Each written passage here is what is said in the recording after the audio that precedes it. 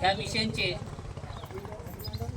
राष्ट्रीय संस्थापक अध्यक्ष भाई चंद्रशेखर आझाद यांनी बाबासाहेबांच्या संविधानाला, बाबासाहेबांची विचारधारा आत्मसात करून डोळ्यासमोर एक उद्दिष्ट ठेवलेलं आहे,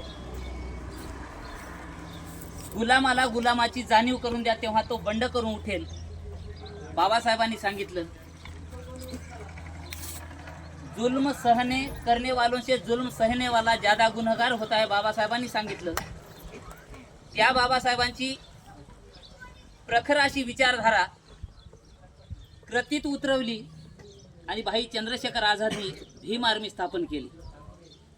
भीम आर्मी म्हणजे भारतीय संविधान जसं आपलं सुरक्षा कवच आहे, ज्याला कवच कुंडल म्हणतात, त्याचप्रमाणे आज तागायत आजच्या ह्या परिस्थितीमध्ये अन्याय अत्याचाराच्या विरोधात, जुलमाच्या विरोधात, भ्रष्टाचाराच्या विरोधात जर त्या मुख्यालाही वाचा फोडणारी जर संघटना कोणती असेल तर भाई चंद्रशेखर आझादची भीम आर्मी एकता मिशन आहे.